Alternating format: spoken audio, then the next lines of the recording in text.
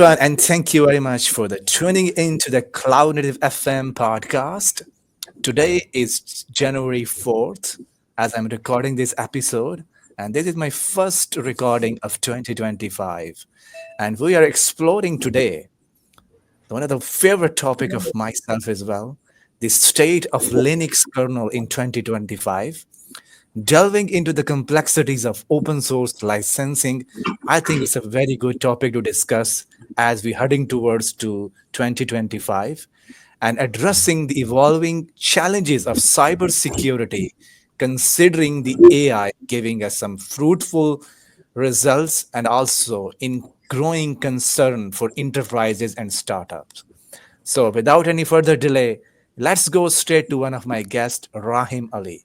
How are you, Rahim? Thank you very much for your first appearance on Clouded FM. It's a pleasure, Sam. It's always a pleasure to talk to like-minded people. It's always fun talking about the Linux kernel, one of my favorite topics. Been working with it for so long that it sounds like it's part of the DNA nowadays. Yes, absolutely. And going back to my other guest, Danyal. Danyal, over to you. How are you, and how have been your new year is going by? Well, thank you for inviting me to your show. And I'm really excited to be a part of your show. And I'm really excited for what's coming up. New Year has been nice. I've got a new set of resolutions. I have met new people like yourself, amazing people. I've got new projects. And there's a lot to live for. There is a lot to do. So, yeah.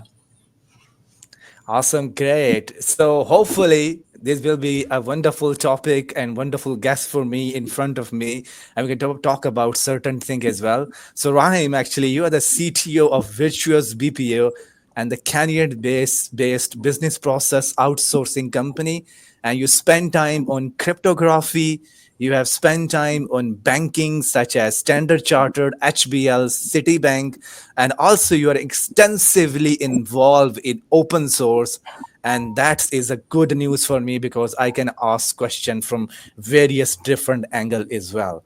So my first question to you is, what is Linux, the state of Linux kernel in 2025?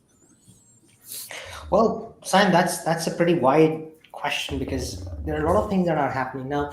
When we talk about Linux kernel, we look at generally people look at it from the outside that it's a piece of code that runs on a lot of servers, a lot of distributions use it, a lot of servers use it. But when you get inside the community, you realize that there are a lot of moving parts in that community, and there are various segments that are working on various specialized things. One sector specializes in IoT. There is another sector that works on the security of the Linux kernel. One sector works specifically on the memory optimization, process optimization. And then there is a huge project that we are currently working on is the migration of the kernel to the Rust language.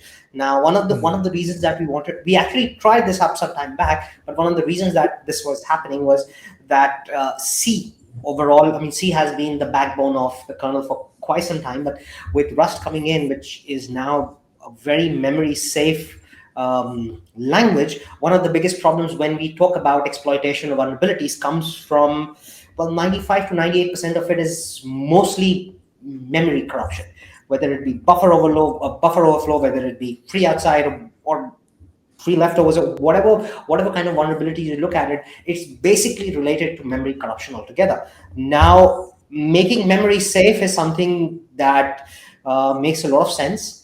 And so there are two conflicting situations in the world. In our world, there are two conflicting sides of it. One wants to keep the legacy C code, which is quite powerful in terms of manipulation of low-level memory processes, and even at processor level states. It's something which is very powerful. But when we talk about Rust, although Rust gives an optimization in terms of memory optimization, security, but then in order for us to do that, we have to compromise on a few things as well, because when we are taking memory safety specifically into consideration, and there is no room for us to manipulate memory to optimize it, then there are a lot of manual optimization that has been done over a period of years in the Linux kernel using C gets completely rolled back. So it's sort of like a tug of war between pros and cons and various schools of thoughts within the community itself as to what should be the right way forward. Now, if you look at my personalized opinion, I think that neither one side is correct. I would like it personally. I would like it to be the best of both worlds, where we use some part of the, the Rust language for the areas which require that standardization of the memory management or the memory optimization and the security, and for where we need to work on optimizing memory at a manual level. I mean, we have some very good programmers, very experienced programmers who understand memory to a level that most of us cannot even imagine. I mean, they can do memory calculations in their heads. Now, if you ask me, I would have never been able to do that. Even now, I can't do that. But there are a few of my colleagues who just when we are talking and they're debugging a particular problem, they can just think of it and run that code in their head and say this would be probably the memory address or the virtual address space where the variable would be stored. In such expertise, when you have such kind of an expertise in an organization, they want to keep the flexibility of C, because they would know how to control or how to secure that particular memory block in terms of its exploitation. Even in the world of C, there are now new areas coming in. In October, there was this release called MSafe, a function in the CLib called MSafe, which allows the block of memory to be locked to a level where it cannot be changed. It cannot be overridden. It cannot be corrupted. It cannot be accessed. I mean, once you lock it, it's locked. So again, then there was another problem in together, okay, that at some kernel level we need to increase the size of heap, we need to decrease the size of heap, and in that aspect, this when you call up the msafe function in that particular area, you're not able to do that. So again, it's a battle of pros and cons. So if you look at from a very large area of understanding, there are quite a lot of things which are happening in terms of security, in terms of optimization, in terms of resource management, and even in terms of minimizing the size of the kernel, so that we have a piece of code, we have a kernel that could be used to which could be used with low powered edge devices, IoT devices, and then you have high end kernels which could be used in servers which run complex systems and structures overall. So yes, in terms of 2025, generally we are hearing this for quite some time, but I don't foresee it to be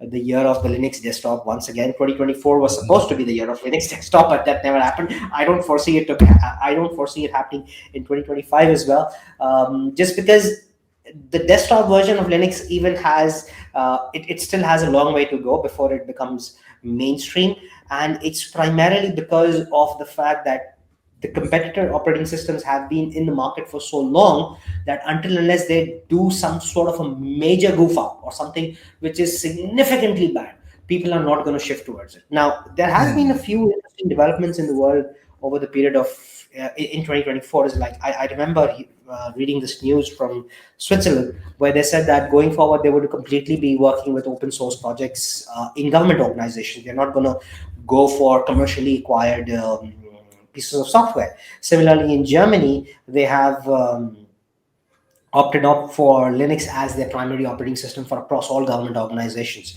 No more Windows, no more other operating systems. In India, they have been working on a version of Linux called BOSS, which is specifically designed for their for highly secured government installations like armed forces and other specialized government agencies. That piece of Linux kernel as that distribution itself has been homegrown inside India, which is a significant development as part of the Indian community. It has a very strong user base as well. I have personally used that particular piece of code. It is fantastically written. It is something which is which other countries can actually aspire to go around it. And I think that when major countries start stepping in their toes into this particular side of the world, I see that there would be a lot of growth in terms of using the talented developers in building and optimizing areas where such kind of new functions, new code, and new processes could be introduced and optimized inside the Linux kernel. Although it's as of this point in time is completely speculative, just my own understanding. But as we go along the year, we will see some good things happening. Yeah. Absolutely. And I think like if you look at it, I think I can see Linux is now becoming a three bucket and every bucket has a Linux container. Number one is where you use Linux in the main operating system where the virtual machines or hypervisor or your own laptops are. Then you are using Linux inside the containerization tool. And now I see a move of where the edge devices are becoming more prominent than ever, and that's where Linux is also becoming a shiny tool as well. And gone are the days where the Windows are competing with Linux. Now the Windows are saying Windows love Linux with WSL. So Linux is everywhere. So that is a full story into that. So now I have one question before I go to the Danyal. I see inside the CNCF and also the other organizations, edge devices are the major part of their infrastructure. Some of the very intensive workload are now shifting toward the edge devices.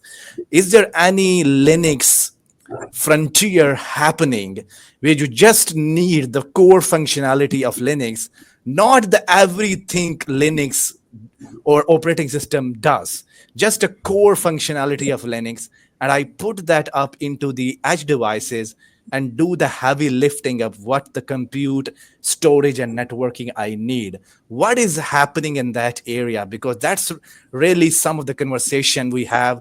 Linux Foundation have under their own projects being developed for the edge devices. Kubernetes has their distribution designed for that, and people will building WASM, WebAssembly module, that can run on this system. So if somebody is actually investing today on edge devices, what is your thoughts on this? So interesting point. Actually, there's an entire specialized version of a kernel, which is a stripped down version of a kernel that is specifically designed for low power devices. Now, you could you could use it in microcontrollers based devices, which is very small, and you have a very tiny kernel which is soldered into an EROM, and that is loaded when the device starts, and that's how it works. And on the other side of the world, there are devices like smaller devices like although in comparison to most computers, you have devices like Raspberry Pis, you have devices like um, the Alpha Panda, you have devices like Jetson Nano. All of these devices now are very small, very low powered devices, but their computational capabilities is huge. Now, even saying that, most of these devices run full-fledged Linux kernels nowadays.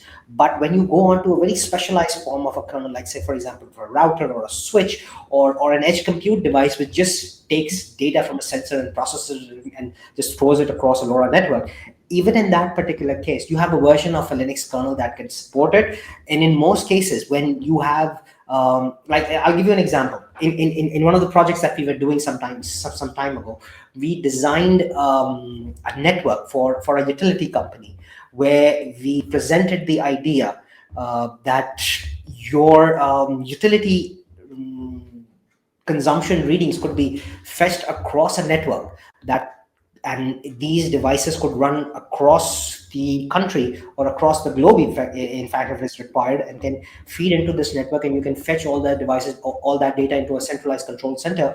And we designed that architecture based on a cell Linux, in fact on a very drop down or a slash down version of the Linux kernel based on a cell Linux version, and we demonstrated that this is how the architecture will run.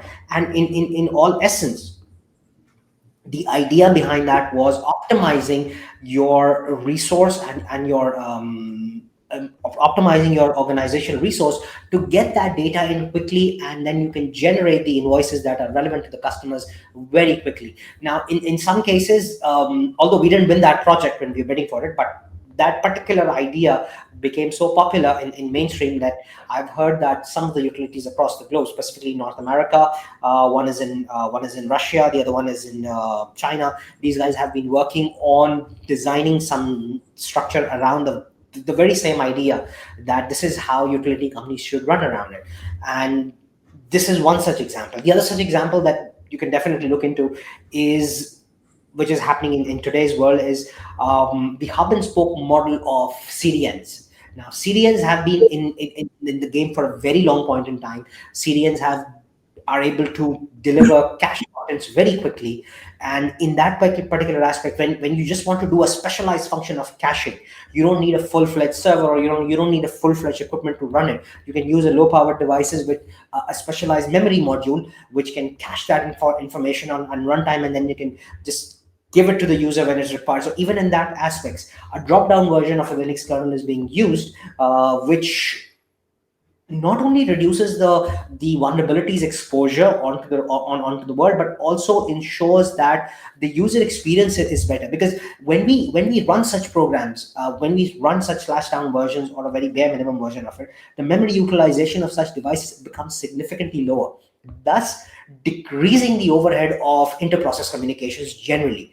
And in such aspects, when we are talking about specifically socket communications, directly when we are fetching data from memory and just throwing data into memory, the latency, although is in nanoseconds, but each and every nanosecond counts. And when you have to serve around 1 million requests or 2 million requests in a minute, all of that latency builds on. So you need to make sure that the processing, the clusterization, and the ability to parallelly compute all those requests and then respond back becomes significantly more important. So in terms of clustering, in terms of Kubernetes, yes, you're absolutely right. Linux Foundation has some very interesting projects that works with these Linux kernels as their bare bone, and develops projects and has developed tools that can be used at runtimes, exactly that you quoted up, Kubernetes clusters. And these programs will allow the next generation of IoT devices to become much more smarter, much more faster,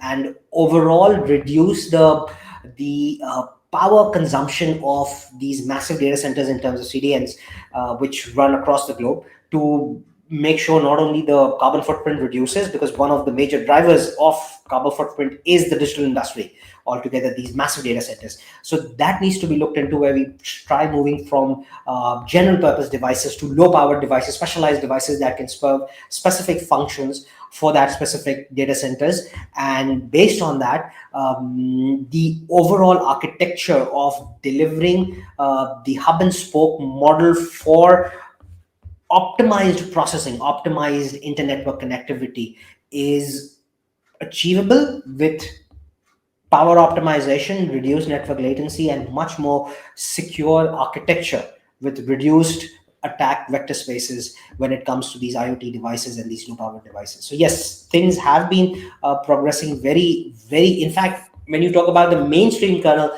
things have been rather in steady and slow development, but these areas have been accelerating very fast. Quite accelerated development have been seen under the Linux Foundation, where I have personally looked into around 12 or 13 projects which have worked into these areas, serving one form or the other in terms of very specialized functions for optimization of a specific use case in edge computing. Yes, absolutely. And I think if we look at it in the CNCF landscape, some companies have built around Linux distribution just for the Kubernetes. And I know one of Yes. them, that is Talos Linux, is one of them. And it's been heavily used inside the industry. And also, I think the edge computing in general has their own foundation, and there's so much stuff happening in that spectrum as well. But I go to the Danyal as well, because he's been quietly silencing for a very long time, and I want to interrupt and ask you his observation as well. So, Daniel, I can see from your profile you have been a cybersecurity professional, and you spent decade in the Navy. That's a great thing. Yeah. I will definitely ask some question around this well. And you have electronic and information warfare, and you also has work on speech recognition technologies and LLMs, and you are also teaching some courses on ICRA University around business analytics, digital forensic, and advanced operating system. So I can see, because 2025 has just started, we are now in January 4th. What is the intention of teaching style inside the university around the operating systems, including Linux? And how have you seen student are so much engaged, or are they overwhelmed with possibilities of the learning and subject they have these days? Okay, so okay, that's a very multifaceted kind of question, but I'll focus it to the idea of operating system in academia. Let's focus it to that. So, okay, when we were first introduced to computers, like when I was first introduced to computers, the first operating system that I remember within my school lab and within my own operating system, within my own computer, I remember I had Pentium 3 at that time. So yeah, I'm that old. For those of you who do not know, Pentium 3, it is a very old, computer architecture, and Sir Rahim is from the time when it was used to be 486, and that's very old stuff. So at that time, we were introduced with Windows Sorry, 95, and then interruption. 386, not sorry. 486. Okay, sorry, my bad. 386. So on that end, the first operating system that we have interacted with was Windows 95. So I think that the way things had been moving within the academia side, we were ingrained with Windows, and Linux was not really properly introduced, and that has always been my point of contention with the academia. Now, I'm not the kind of person who would bash the academia because I did not have good grades. I'm a 4 GPA student, and I'm a high achiever. Since my O levels, I'm a straight A student and all that. I'm a straight A student, and yet I bashed the system. So I think I would be much better qualified to do so. But my problem with them has been that there is no introduction to Linux beyond that one subject of operating system. Even in that, it is not covered properly. There is a lot of theoretical aspect. When I joined IU and before in NUST as well, when I was teaching 2 years over there as well. So at that time, my focus was to actually introduce how other operating system work as well. And other than Microsoft Windows, 90% of the server market, that is all Linux. So you need to know at least the Unix architecture properly, and the expression or the implementation of that is Linux, and that is what on my end, at least I try to focus on that. But that is something I find lacking when I'm working. I also when I'm working with I've done when I'm working with our other organization on consultancy role and with other teams as well. So I often find that due to that dependency, people tend to I've it's kind of very cringy for me to see that a developer working on a Windows environment. When you're in a developer, you use Windows only when you're gaming.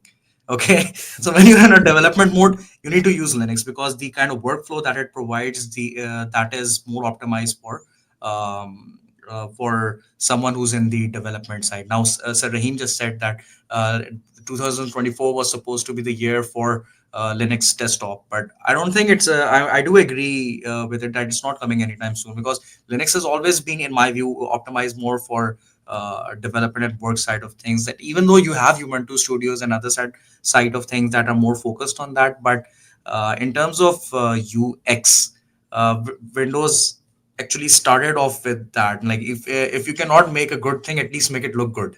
That is what I felt. I don't know if they go by that philosophy, but that is what I felt. Like if you go with Windows 10 right now and all that, they're very bloated. And Windows 11 especially. I've not used Windows 11. The last I've been using is Windows 8, Windows 10, and there's a lot of bloating on all of that. So on the You academia side see, of things, yeah, Daniel, I would interrupt you over here, although you're absolutely right that, I mean, nowadays Windows have become a bloatware actually rather than an operating system, but they did have their charms, right? Windows yeah, 95 was one of the best operating systems. I mean, brilliantly done.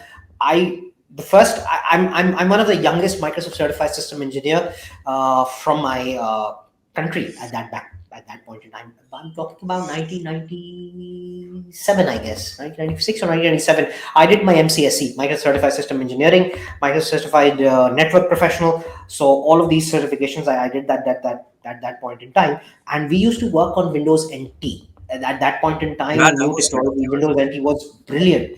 The server and the workstation model, even today, even Yeah. today, the core that's run behind it, Windows 11, Windows Server, Windows 10, all of this is Windows NT. The core is still the same. That I'll give you an example. One of the things that almost everyone uses, you press Control Shift Escape and you open Task Manager. That Task Manager was written with Windows 1995. It's the same task manager that's part of Windows NT. workstation server. And even today, when you talk about Windows 90, you talk about Windows 11, it's the same task manager with another wrapper. My problem with Microsoft is get some innovation into it. Stop putting wrappers on things, please.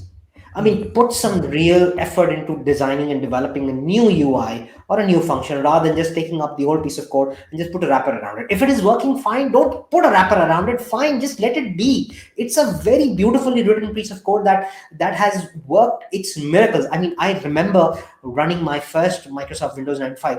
At that point in time, I was my father gave me 1,000 rupees, big number at that point in time, back in 1996, to get Microsoft Windows 95 installed onto my desktop PC.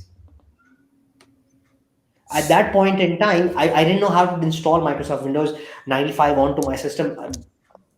It was that new. And one of the biggest challenges was, and one of the biggest things that I saw on a training board one day, that they're teaching Microsoft Windows 95. And I was like, wow, let's go and learn that.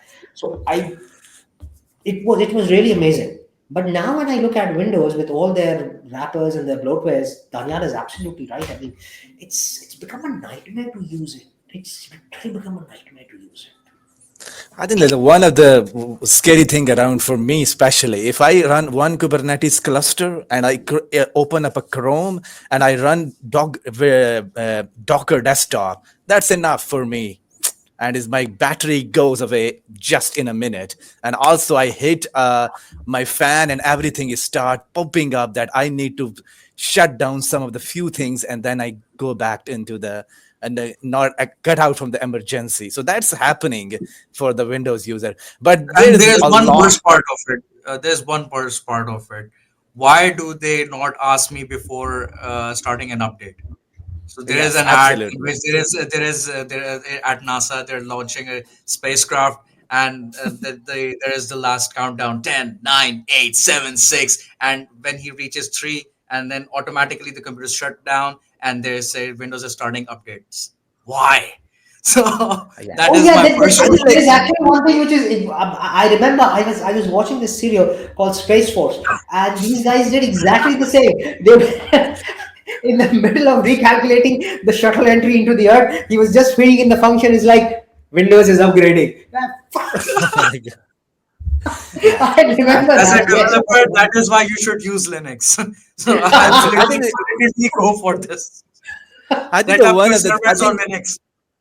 absolutely. I think that one of the thing is like in these days, especially when we're talking today in 2025, developer love customizations. Back in the day, Yeah. it's not that normal that developers do all of the fancy thing with their terminal. If you look at the terminals today for the developers, they are very fancy. Some different founting styles, even though some animations happening in their terminal as well. So if the developer is too much focused around customizability, Windows it doesn't support that. And if you do that, you need to go to some of the fanciest docs in the world today to just find out how to do the customization. And their native syntax is not like that. Even though I love PowerShell a lot with some of the things they have done, but still customization is a problem. Linux and all the programming languages Go in particular use some of the Linux construct as well. So customizability is a major pain. And I think if you working on the different containerization technology without customizability, there's a no way to go because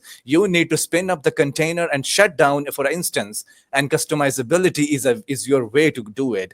So I think Linux with the WSL is using Linux under the hood without you thinking around what the thing is happening behind the scene. So they understand it. Without customizability, developers will not be attached to us. So I think this stuff is happening. And that's go back to our conversation here, because back in my days, Windows is everywhere. Even though in the operating system we teach around Windows, we go into the companies everywhere Windows. Just a few nerdy people are using Linux in the production system. Those are deploying application in the production cluster, and rest of us is living happily and struggling with Windows operating system. So I go back to Daniel. Can you tell us like what is the most beneficial for learning student in their spectrum? We know Linux, but still there is so much Our 400 distributions, I think, in the Linux might be more. If I go to the containerization technologies, there are 10 different containerization tools. If going to the orchestration, I have 15 different options. For being a student, how do I start it? This is so much of overwhelming situation for a lot of students these days. I think we need to focus on the fundamentals. Now, I learned Linux. Most of my what I've learned is from Sir Rahim, and the way he has taught us is that he used to focus. He has always made us focus on the fundamentals of it. So, if you understand, usually we directly delve into theory and all of that. Usually, what I have found is that people generally, when they're learning, they're starting with how processes work, how memory allocation work. That is all boring stuff. You need to start with what is applicable. First, learn how to install your system, Linux into your system. Then you need to understand the directory structure. One of the first things I learned was everything is directories and files. Even if you're deploying a web application, it's directories and files. It's permission on those files, and what is written inside the file is the code. So we're only either we're focusing only on the code, or we're too much into the theory, and in between there is a huge gap. So first, understand the directory structure. Understand, then you need to understand Bash. There are other shell languages as well. There's ZSH, there's Bash, there's PowerShell. Just learn one proper. So as Bruce Lee would say, that I'm afraid of someone who has learned one kick 1,000 times rather than 1,000 kicks one time. So you get at least get hold of understanding at least one side of it, because if you understand one, you can work your way around with other. That is the same approach I take with programming language. So you do not have to go for a 6-month course for Python, C++. Just learn one programming language properly. Okay. And then once you learn it, you can actually apply the fundamentals of it, how the loops are, how you do you write loops, how do you write switch case, how do you write if then else, how do you make declare classes, how do you declare functions. That is almost the fundamental in every programming language. But you do one properly, make things end to end. So in operating system, try to make it more in a way that you're going to apply on a daily life, not just remembering commands. You give them Hmm. stuff to do, like, okay, I want a backup of this file every weekend. Okay, so okay, how do I do it? Okay, I'm gonna look up on the internet. Oh, cron jobs. How does this work? What is the background process? All of it. Okay, so that is how you, with the application, with the problem and solving approach, problem solving approach. The problem in Pakistan, and especially in that I've found in Pakistan, is that we're not problem solvers. We tend to memorize. We tend to, oh, I've learned Python. Okay, what does learning Python means? Oh, I've read this book. I've done this course. I've passed this exam. I've done this certification. You can pile it up and burn it because it's useless if you cannot solve a single problem that I have given in the real life. So what I would say is that you pick one distribution, start with Ubuntu. Okay, start with Ubuntu. Try to understand the architecture of it, how it works. Okay, and when you, if you will come up with other operating system like Fedora, the way sir has taught us, now you give me any Linux operating system, I get used to it within a few minutes, because I understand the overall Unix architecture. I know how the overall directory structure works. I just need to figure out what is different. Them either one of them would be using apt, other one would be using yum or DNF or whatever, and then you make your way into it.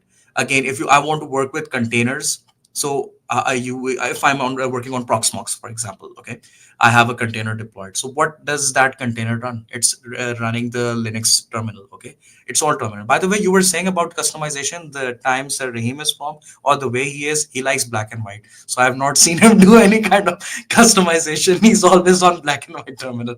So I have not seen him do that. So if you're working on container, it's again black and white terminal. So you need to understand the terminal. You need to understand Bash. After that, you can adjust accordingly, because you know one thing clear. You can then move on to the next level. That's like level one is Bash, level two is ZSH, and then so on. There is Dash and all of that.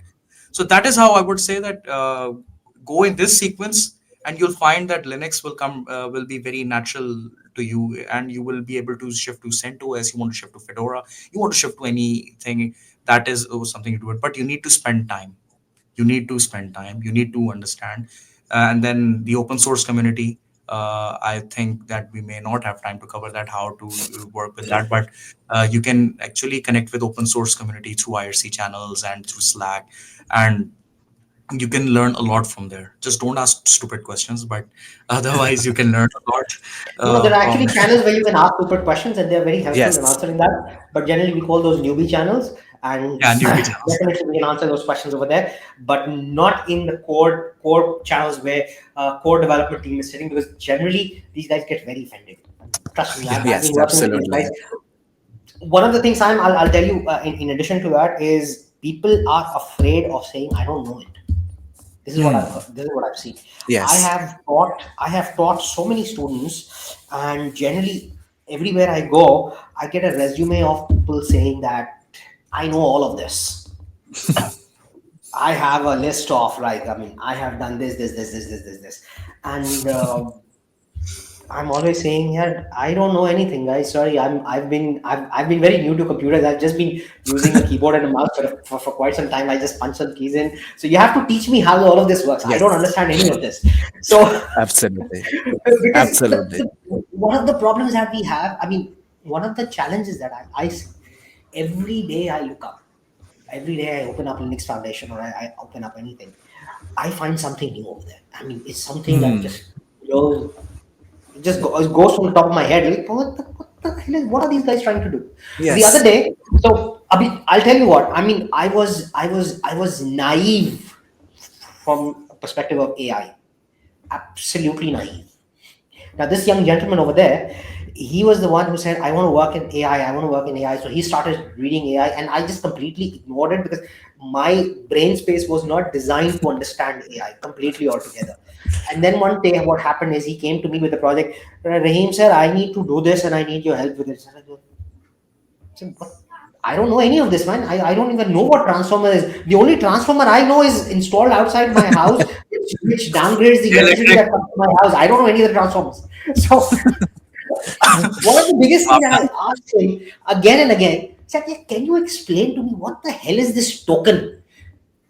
And what do you do with these tokens? I mean, I can't understand it." So yeah, Danyal has explained it to me. Danyal has explained tokens to me 15 to 20 times, trust me. And he's right here. And I would commend him for his patience on that I couldn't understand. But after a point in time, then I started connecting the dots. Okay, so this is how it works. So this is how it goes input. This is how it breaks it down. This is how it looks at it. And then I remembered, oh my God, this is linear algebra that I'm working with. It's a user space, and I'm working with a multi-dimensional matrix.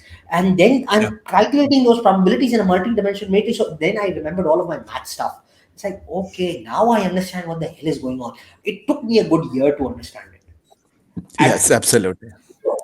I used to be part of these conversations where people used to come in like, new chat GPT is here. So what do you think about it? Man, I don't even know what this GPT thing stands for. For crying out loud, I've never used it. I never get the time to use it. And I came onto Yes, this AI world quite late, thanks to Danyal actually. And we have done some good work around it, me and him. And so that's one of the challenges that I see in young people, that they are hesitant to say, I don't know. yes, absolutely. I think that Danyal made a wonderful point as well. I think one of the podcasts I did earlier with the New York Times guy, his name is, I'm missing his name. I think I did recently. I think problem driven development is going to be faded away in this industry. So people are not picking up the solution without having a problem at front. So they choose the tool and then the problem become later. And that's become a very, very Yeah. that's become a problem in the near future as well. And also, Okay, if you look at the here is CNCF something. lands, Here is something, son. Just what you said on problems. Food for thought. Something that just came from the top of my head. I was talking to someone the other day, and he said something very interesting. I was explaining this to him. I was also speaking with about this point with someone, I don't remember who. But the point around it is that the youngsters today who are in schools, we are teaching them and we are preparing them for an industry that has not yet developed. So we are training people to become part of a workforce which doesn't to become professional in something which doesn't exist in today's world. Yes. So how do you train someone to be a professional in something which doesn't exist? And what you Absolutely. rightly pointed out, that instead of identifying solutions to problems, we have started doing the other way around, which in my opinion is very risky, because the way things are evolving, and I've seen this real time. I've seen this. I'm seeing this across. I've seen this happening across Fang, that they are letting people go, and people are saying they are out of a job, and now the develop on top of that, their development work is accelerating. Their projects are accelerating, but they require less and less human resources now. So people Yes. start. I mean, I was started to think, what the hell is going on? And then one fine day, I was going up. I was going through. I was going through something, and one of my friends showed me, sir, we have started. We have our organization has moved to Cursor AI. I said, what the hell is Cursor AI? I said, this is a coding. This is VS Code, which has been redesigned to work with AI. So I said, okay, Okay. I'll see what I can. I'll try it. I tried it, and when I tried it, I was amazed. Like, I the think like code that I used to write in 2 to 3 days, I was able to write it in 3 minutes. yes, absolutely. I think this I is was happening amazed, very like, what the hell, man? I mean, so this means that I can hire an inexperienced guy, pay him probably one third the amount, and make him work with an AI. He will learn. The AI will do 50% or 60% of the work. Then he just needs to debug it. He'll compile it. He'll push it on to the next level. One senior guy can now look into multiple sides of it. The code gets debugged automatically. The security vulnerabilities get checked automatically. A few things get left over, which could be eyeballed very easily. So yesterday, when I wanted to do this, I needed to have a team of developers, then I needed to have a team of testers, then software quality assurance guys, then project managers, all of that. I can slash down all of that team and work with probably 5 guys, and they can write an entire project around 1 million lines of code in around 2 to 3 weeks, which is fascinating for me. And I was just yes. thinking the other day that, okay, so I think if like this is where we are going, yes, what I is think next? one of the another, I think, on the angle of the open source side is that like back in the days, I think when the Kubernetes is started in 2014, a lot of the more companies and startup has actually evolved. And what the pitch was is that is actually what your tools can do for the rest of the development community. So we make it in a way that there is so much of the landscape has been developed. I think more than 420 projects reside as of today in the CNCF landscape today. So everybody is pitching the open source, and then they thinking around that their open source is going to adopt it, then the people will buy the commercial offering off the shelf from you, and then the business work. But this hasn't worked out significantly for anyone. And This then will now we never see work the out. This will yes. never work out. My opinion is, again, this is completely my opinion, but I think this will never work out. Yes, and I think right now, if you see it, that's happening because a lot of the companies are changing the licensing.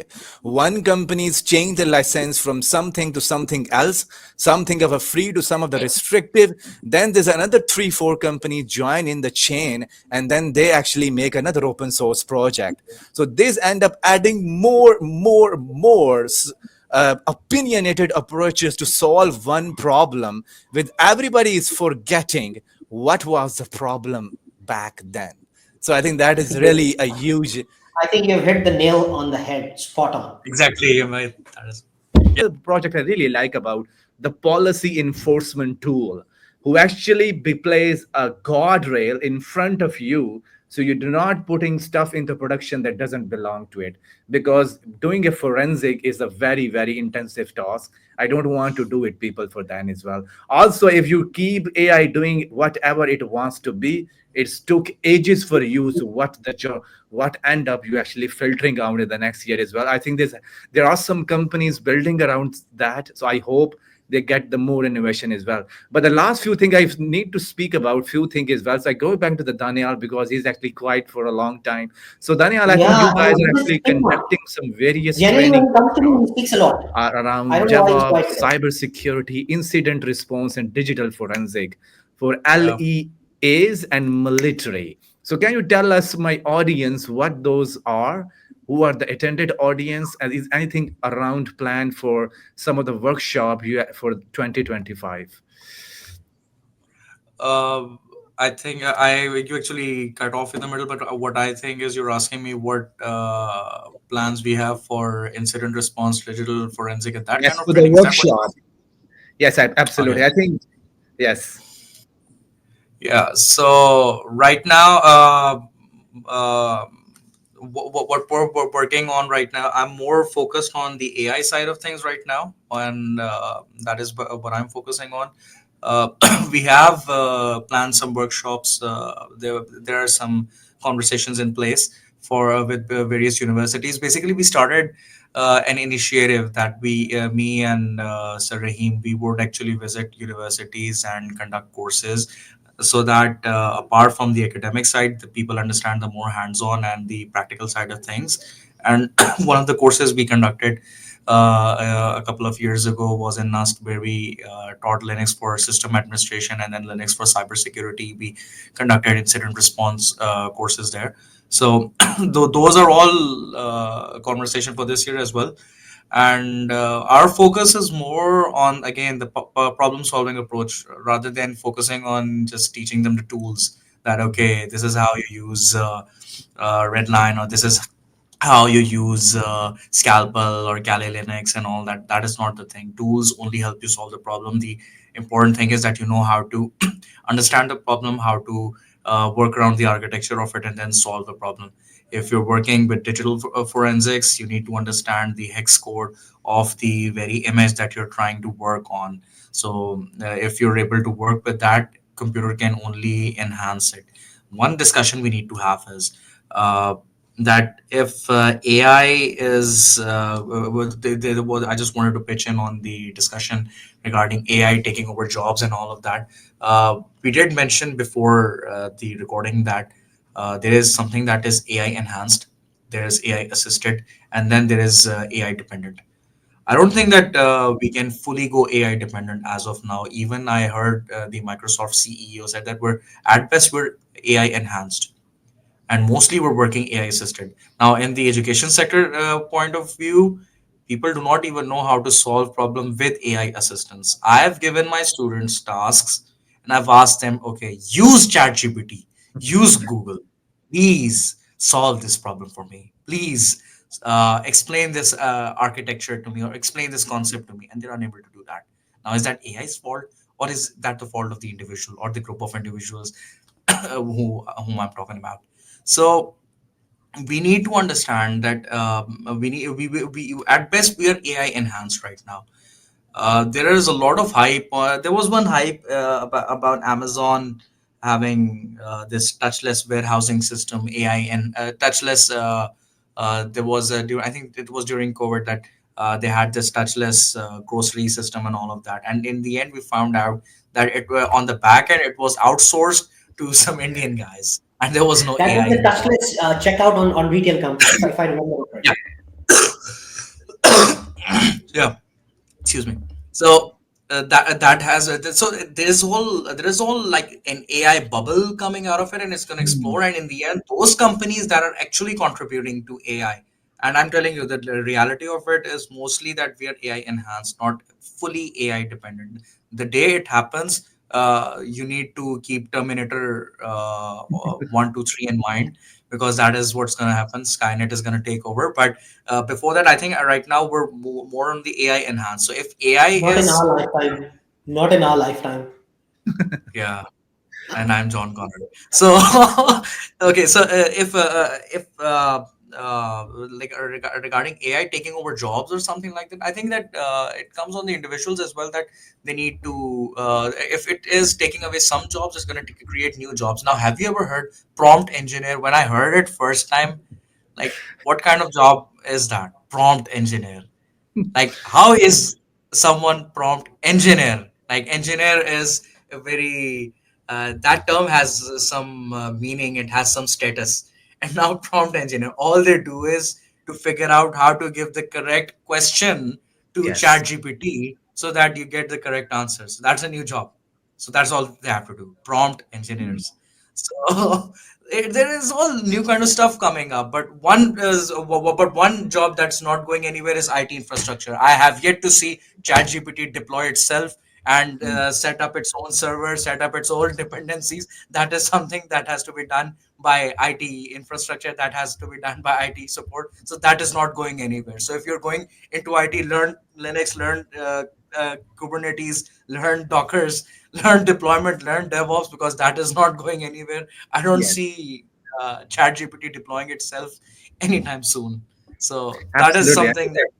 DevOps and these kind of role become more in the horizon as well, considering the infrastructure required for training all these kind of stuff as well, and also asking to deploy some stuff on behalf of us as well. I think there was a very difficult time as well. I think considering the platform engineering hive and hiding platform engineering and adding capabilities inside the internal developer platform is a big thing. I think that's the area I'm actually working on with the CNCF and the platform working group. And right now, they're actually working on the platform assessment model. So that is basically teaching people where you are currently with your adoption within the platform and how some of the things you can actually add capabilities like AI and then actually offload some of the developer cognitive load. These days, developer cognitive load is huge. If you have to just deploy some small Angular application, you need to containerize it, then you need to make an image out of it, and then you need a registry where these images are stored. Then you collect this image on the production cluster. Then there's a cluster like AKS, GKE, or EKS. Then you deploy it out, and then you need an ingress controller. This is a huge stuff that developer has to go through, and somebody For want to developers, yes. For DevOps guys, no. I mean, I work in this area. I mean, although we generally say this is a lot of work, we generally do it in our sleeps. We do it in around 30 minutes, and then we tell our bosses, "Sir, we are working on it right now. It's going to take a whole day. We'll figure it out, and if we will definitely get back to you tomorrow." And when we get back to our station and we start, "Ah, yeah, where were you on the Counter Strike thing?" yeah, absolutely. I think for the developer is a lot, but DevOps at still, I think their job is actually more kind of a giving anatomy to the developer, because the problem is that the DevOps with IC is that if anytime I need to create an infrastructure, I call a DevOps guy. Oh, I need an EC2 instance in this machine. If I'm not in the job, then the developer is stay relaxed because he is actually dependent on me as a DevOps guy to give you an EC2 machine, then you deploy stuff on top of it. I want my developer to have, they understand, they just need to know what stuff they needed. I give them an anatomy, and then they deploy stuff independently. That's where the platform Also, engineering yeah, one more thing is. on this very particular point. We did something interesting. Some time ago, we were working for a company where generally one of their biggest problem was that they said that we have a DevOps team which is scaled, which is absolutely specialized, and our developers raise requests, and it takes around 1 to 2 days to have that request completed. So our development time is getting to waste. When we spoke on to the DevOps side guys, they said that we are working on optimizing the infrastructure, but I mean we really don't have the time to sit down and write a particular fill a template for a container and then give them access to it. I mean, that's a very basic thing to do. When we spoke to the developers, guys, I don't know how to work with EC containers. I don't know how to raise a VM. So I said, I'm what we found out was there was a gap of understanding. I said how we can optimize the gap. So what we did was we wrote a set of APIs for those guys. Okay.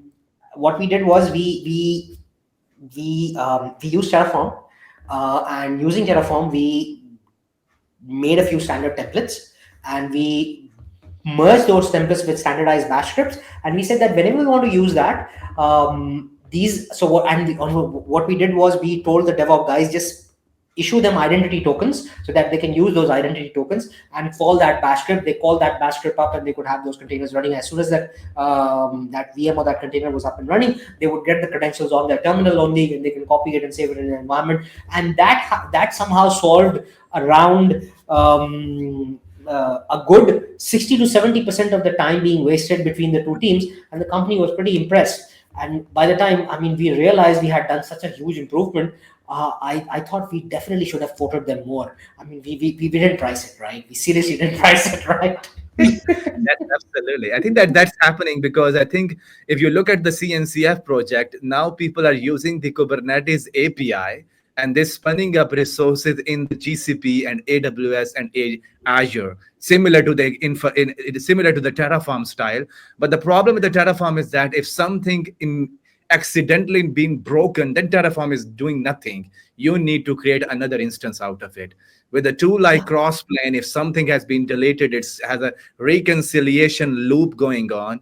And oh, you see, now I need 4 instances, but it's currently 3 deployed. Let's spin up another one more for it as well. And I see there's a competitor by launched by the AWS KRO Kubernetes or Yeah. Kubernetes resource orchestrator, and that's such a competitor to the crossplane as well. That's exciting to see what these guys are doing as well, because I have a lot of my friend from the crossplane, so I need to be a bit biased for the crossplane as well, unfortunately.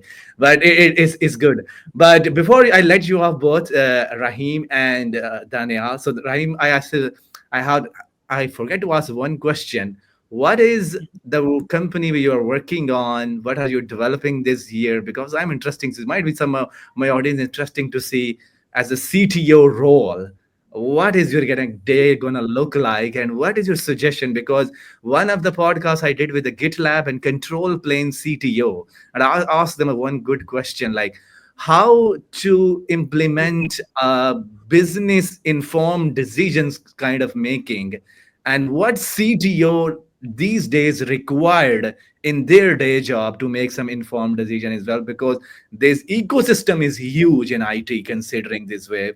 And also not just the ecosystem, also there's a plethora of tools at your disposal, and you need to find a problem. So now as a job of the CTO, how to actually offload all these kind of stuff to your individual, and what's any give I mean any last few tips you can give to our audience who just actually starting a year this year and they wanted to contribute to the open source project as well. So I asked 3 4 questions in this front.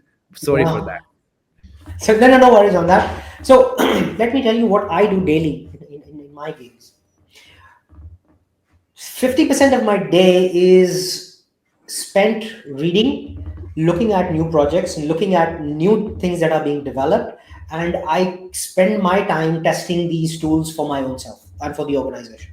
In some cases, we are successful. Some cases, we get a good experience around it. Sometimes we don't. Sometimes we just feel like that this is not what we are looking for right now. But what happens is when we keep on trying and testing and trying and testing. So 50% of my day is spent on trying and testing these new tools and these new technologies, so that we could understand how and what is being developed, what is being built, and how can that be interacted, and how can that be amalgamated into business. That's point number one. Point number two, one of the biggest challenges that CTOs face generally across the board is that business does not understand technology has a barrier where there are a lot of nuts and bolts that needs to be figured out before you can take things from a concept into a production. That Yes. is something that business just doesn't understand. Business comes from a perspective that if I'm able to type an email and send a send button and the other person gets that email in the next second, that means you guys can build up a technology in let's say a day and we can have this running tomorrow, Hmm. which is fine. That is doable. But the expectation of that technology is expectation from that piece of code or from that piece of technology is that it should not break. And that is where the challenge comes in, because such pieces of code have not been tested thoroughly. Such pieces of code has not been looked at from a perspective of the production environment. From a technology side of the world, I understand business. I understand the kind of structures that these boys do on a day-to-day out basis from a 50,000 foot view. I understand the basic concepts. I come from a financial industry background. I understand what these guys do. But if anyone expects me that I would get into the nitty-gritties of bookkeeping and try to figure out which entry is going where, I would pull my hair out. I would not be able to do that for more than 5 minutes. That's not my forte. But having said that, I still need to understand that mess before I can start recommending technologies and start recommending things which is implementable to that level. So I'll give you an example. Me and Danyal were working on this. We had this problem where we had to analyze a bunch of data and we need to give us very specific output for that data in a specified format. Now, we tested a lot of LLMs. We tested a lot of open source LLM. We tested a lot of commercial LLMs. And out of all of that, only one model in one particular version was effective enough to give us the output in the right shape and format that we were looking for. At that point in time, we designed this project, we completed our testing, and we said that, all right, now we know that this is how it works. We're going to park it. We're going to keep it. We have done our testing. We have parked it. We told the business guys that this is what we have tested. Now, if you feel like you need to run this thing in the future, let us know and we can run it. So now what is happening is that we have gone through that 7-8 months of research and development, 7-8 months of internal testing, looking at those various structures and various models, which performs in which manner and what is the kind of output that we require. So recently, at the start of this year, the end of last year, we were having this board meeting and the conversation came in that we need to start looking at transformation and automation of this particular line of business completely in an automated manner. What can we do around it? So because we had done that testing, we knew how that thing behaved. We were very able to come up with a solution that this is how it worked. We picked it up, we deployed it in testing to our developers and saying that these are the APIs, these are the access codes, use it, transform it, get it into the system, see if the data works. As of right now, testing is around 100% completed. It's very good results. We are now integrating that particular thing into a pipeline, and that product will be up and operational hopefully by 15th or 18th of January. So the development life cycle, because we had done that R&D in advance, we had painstakingly taken that time and went through that. Now our programmers are able to integrate that piece of technology, integrate that piece of code very effectively. Because at any given point in time, a developer needs to call an API, give that data, get that data processed, get the output, and then transform it into the business case. That's the core function of a developer, that you process that data in the shape and format the business needs, and you just give it to the business team based on the architecture or based on their requirements. The problem that generally most CTOs miss out, and this is a conversation that we keep having in our inner circles, in terms of that CTOs spend a lot of time doing firefighting on various projects or on various organizational structures, giving out decisions, giving out things, which in my personalized opinion should absolutely be delegated to the next line. This is not a job of a CTO to figure out that if that particular switch is not working at that data center, what do I need to do to find another switch? That is not my job. Yes. If I don't have the resource who can take that decision, if my resource is coming to me and asking me that question, that means I've not hired the right resource. He should be able to take that decision, he should be able to implement that decision, and he should be able to face the consequences of those decisions. That is why I'm paying that individual with an X amount of money to be able to take that decision. Because if that individual is not able to take that decision, that means that I am not spending enough time and effort developing the second line in an organization where after my life cycle is finished, someone needs to take over. That means I need to go out and look for someone externally and then bring him in. And that is another expense onto the company's bottom line altogether. So if you don't have that internal learning culture where you don't encourage your team and you don't encourage your staff to build and grow, then you're not doing the second most important part of your role as a CTO. This is something that consumes around 20% of my time. So that brings it up to around 70%.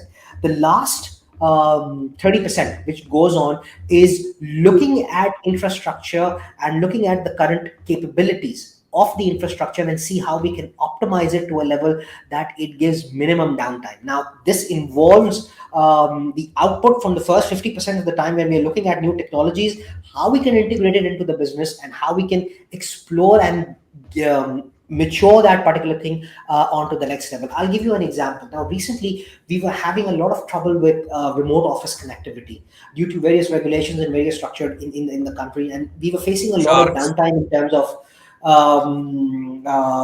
our resources not being able to connect to the data that they required from the office servers and start delivering the work. Because in the world of outsourcing, in most cases, in fact, in most cases, not in some cases, data is very sensitive.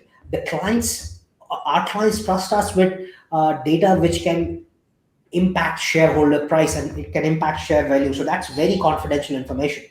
In such confidential informations, we need to make sure that we have the ability to securely give that data to our resource so that they can work on it, give it back to the organization, and then they can send it out to the customer as a final output. So our teams, which are scattered across the globe, because we try to find out the resources which are best suited for that particular job at the least possible cost.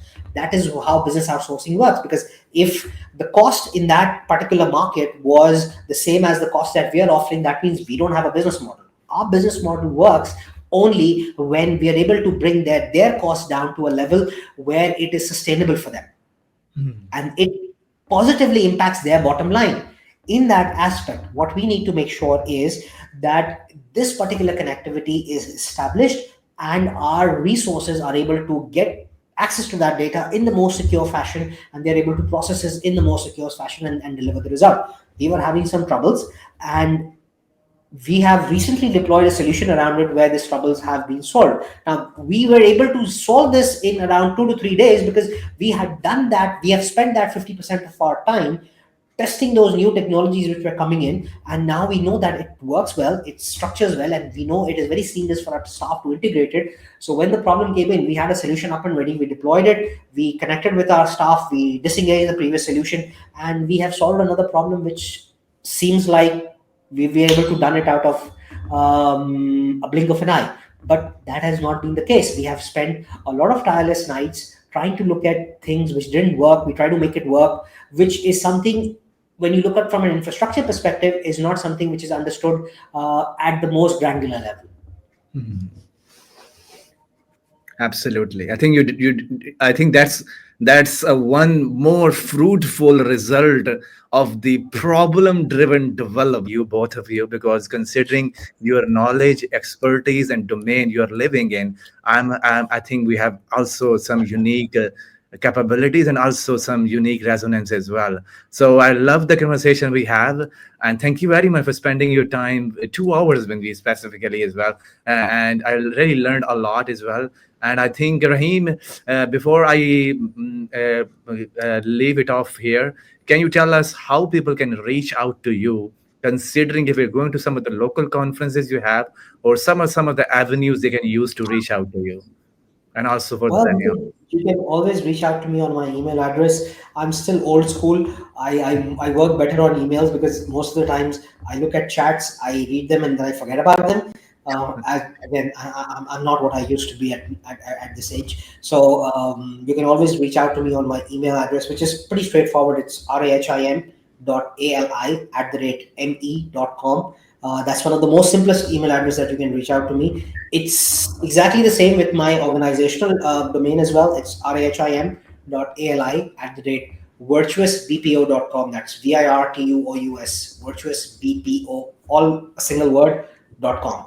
These are my two email addresses. You can feel free to reach out to me anytime and with any questions or with anything. If I can bring something to the table, if I can assist with something, I will. But please be patient in receiving my response, because I respond late. There are a lot of things on my plate, but I do respond. You will definitely get a reply from me, but don't expect an immediate response from me. It generally takes a little bit of time. I apologize for that in advance, that I take a little time, but I'm a little slow with that thing. So yeah.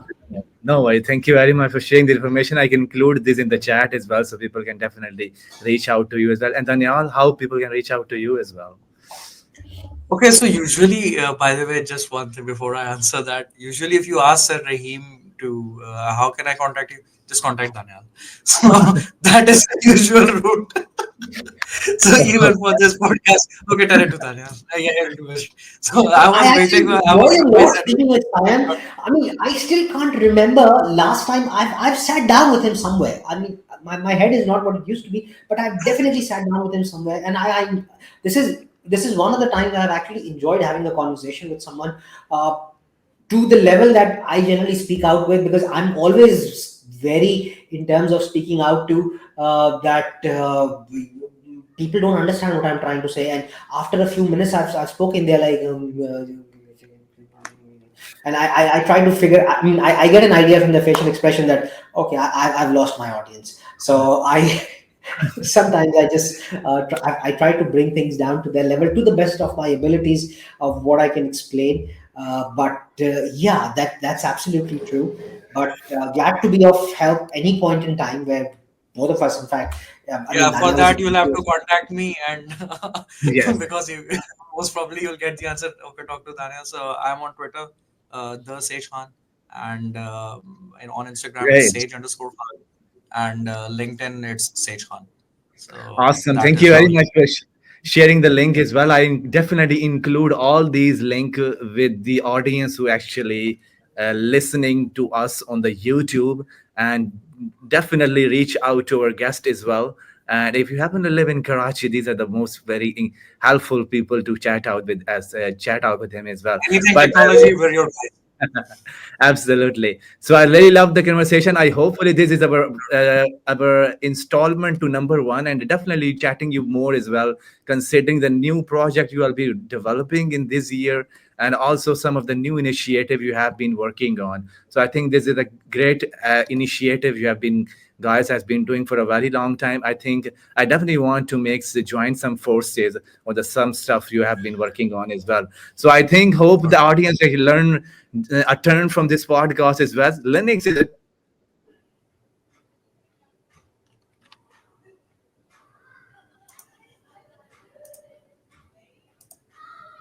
giving your parts. I think, A wonderful. Sam, we lost you in the middle of it.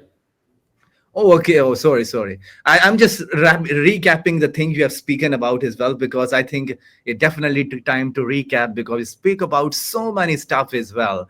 So I'm just saying like Linux is a way to go because Microsoft is also giving us WSL as well.